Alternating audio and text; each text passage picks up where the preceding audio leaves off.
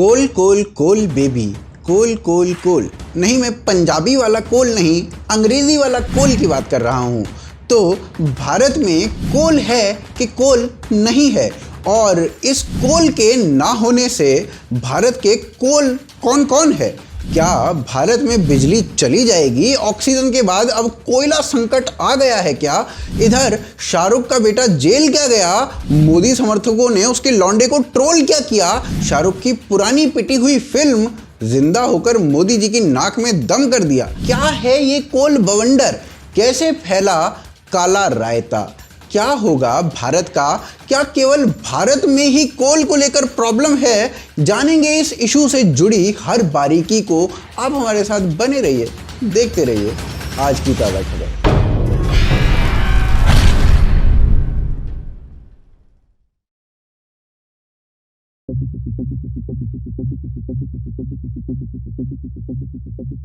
तो जी श्री श्री बकलोल U turn savage साधारण है।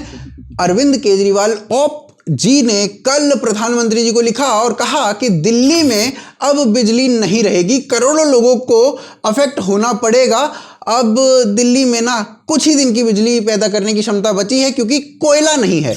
मनीष सिसोदिया ने कहा जैसे ऑक्सीजन की कमी हुई थी और सेंटर ने उसे नकार दिया था, वैसे ही कोल की कमी है और इसे भी सेंटर नकार रही है। दिल्ली के अलावा कोयले संकट पर सिमिलर कंसर्न्स महाराष्ट्र, केरला, कर्नाटका, पंजाब और मध्य प्रदेश की सरकारों ने भी उठाए हैं। यानी कि बीजेपी, नॉन बीजेपी स्टेट्स दोनों ही की सरकारें इस इशू को सेंटर से साझा कर रही हैं। यानी प्रॉब्लम तो है, आगे जानेंगे भी कि प्रॉब्लम क्या है। लेकिन इन सभी स्टेट्स में दिल्ली का नाम क्यों सम्मिलित है वो मुझे समझ में नहीं आ रहा है। क्योंकि साल 2019 में जब प्रदूषण की समस्या थी और दिल्ली के चुनाव निकट ही थे, तो श्री श्री बकलोल जी ने एक दाव खेला और अनाउंस कर दिया कि दिल्ली देश का पहला मॉड्यूलर स्टेट बन गया है और दिल्ली में अब कोई भी पावर प्लांट ऐसा नहीं है जो कोल से चलता हो। सबने वाह सर जी कहा और इन्हें वोट दे दिया। और रही बात ऑक्सीजन क्राइसिस की, तो जैसे ही दिल्ली के कोर्ट ने ऑडिट कराने की बात कही, इनके पास अचानक से ऑक्सीजन की आपूर्ति हो गई थी और कोई ऑक्सीजन क्राइसिस नहीं था। तो ये मिस कॉल करना छोड़ते हैं और असली मुद्दे पर चलते हैं और जानते हैं कि ये जो एक्चुअल समस्या है वो क्या है।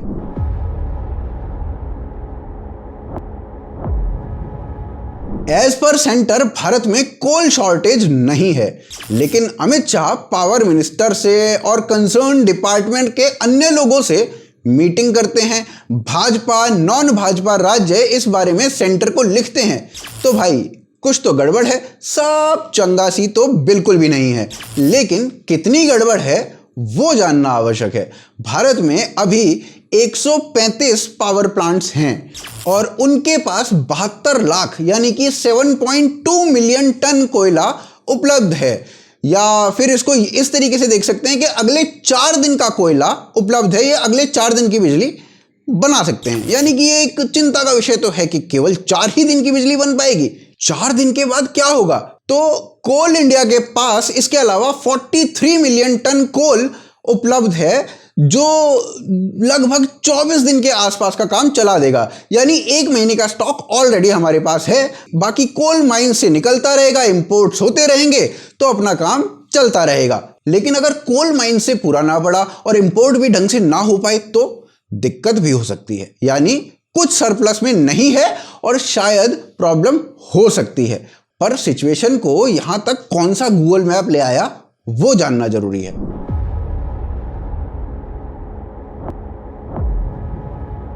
2020 कोरोना काल था, भारत में लॉकडाउन था और इकोनॉमी बंद पड़ी थी, यानी फैक्ट्री बंद थी, बिजली कम ही रिक्वायर्ड थी। अब कोल की रिक्वायरमेंट भी कम ही थी। तो किस महीने में कितने कोल की रिक्वायरमेंट रहेगी इसका अंदाजा हमें 2020 से नहीं 2019 के गणित से लगाना होगा। 2021 में इकोनॉमी खुली, अप्रैल मई में थोड़ा हॉल्ट आया, लेकिन अभी पूरी इकोनॉमी खुली हुई थी, यानी डिमांड अधिक है। 2019 में अगस्त और सितंबर के महीने में केवल 106 बिलियन यूनिट प्रति माह की खपत हुई थी पूरे देश में। अब अगस्त और सितंबर का जो इस बार का महीना है उसमें 124 बिलियन यूनिट खर्च हुई। 124 बिलियन यूनिट प्रति माह खर्च हुए। अब भारत में पूरी बिजली का 65 से 70% जो बिजली है वो कोल से बनाई जाती है।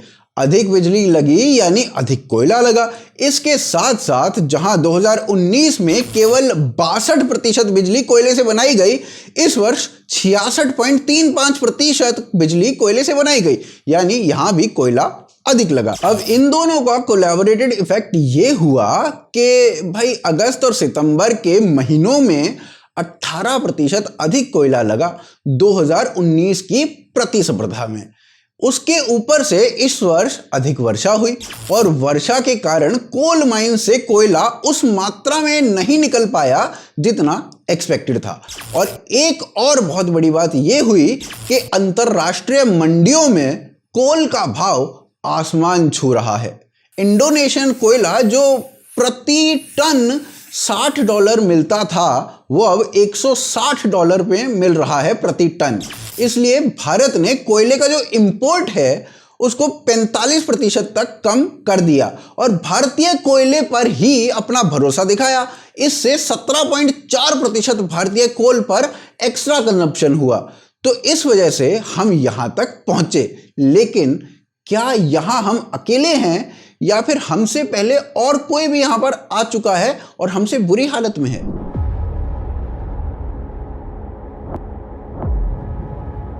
अगर ग्लोबल मीडिया को देखें तो उन्होंने भारत पर एकदम हल्ला सा बोल दिया है, मानो भारत में क्राइसिस आ ही गए हों, जबकि भारत में अभी 1 महीने का स्टॉक बचा है, कोल माइंस भी हैं और उनमें काम भी हो रहा है। 1.7 मीट्रिक टन कोल प्रति दिवस पावर प्लांट्स को भेजा जाएगा।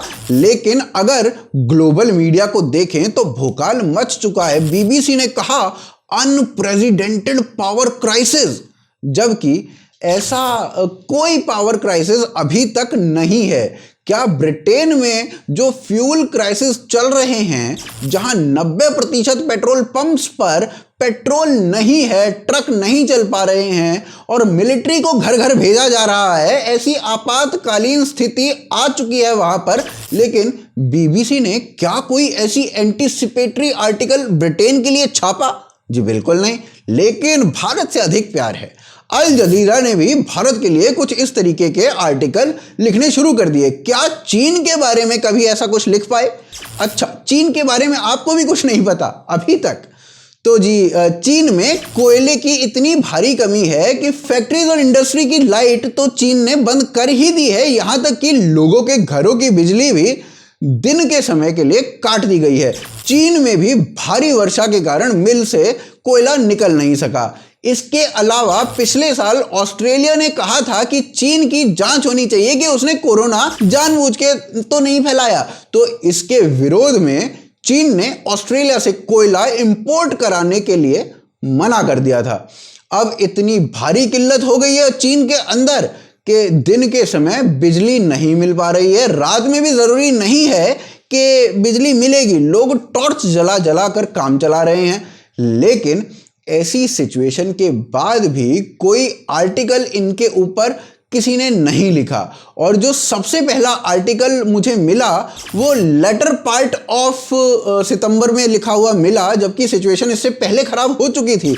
और उसमें भी लिखा कि चीन की जो सरकार थी ना, उन्होंने सिचुएशन कंट्रोल करने की कोशिश की और पूरी व्यवस्था भी की गई, लेकिन वो ना बस कंट्रोल से बाहर हो ही गई, हालत खराब हो ही गए। जैसे तैसे अब कोशिश कर रहे हैं बचाने की। यहाँ तक कि हालत इतनी खराब है कि मैन्युफैक्चरिंग बंद है और एक्सपेक्टेड ये है कि अगर एक्सपेक्टेड अवधि से लंबी ये प्रॉब्लम चल जाती है, परसिस्ट कर जाती है, तो ग्लोबल एक्सपोर्ट, ग्लोबल इंपोर्ट सब पर इंपैक्ट पड़ेगा बहुत बड़ा। लेकिन ये लोग लगे हुए हैं कि भारत में अनप्रेसिडेंटेड क्राइसिस आ गए हैं। तो भैया चीन के बारे में भी लिख लो। तो दोस्तों, आशान्वित हूं कि आपको अपने सभी प्रश्नों के उत्तर मिल गए होंगे। और अगर वीडियो पसंद आई है तो इस वीडियो को ज़्यादा से ज़्यादा लाइक करें, शेयर करें। मर्चेंडाइज लेने के लिए आप bhukalfactory.com पर भी जा सकते हैं और हमें सपोर्ट करने के लिए patreon.com के थ्रू या फिर ज्वाइन बटन के थ्रू, UPI, पेटीएम के थ्रू भी आप सपोर्ट कर सकते हैं। और ट्विटर, फेसबुक, इंस्टाग्राम पर भी आप हमें फॉलो कर सकते हैं। आप देख रहे थे आज की ताज़ा खबर। जय हिंद, जय भारत।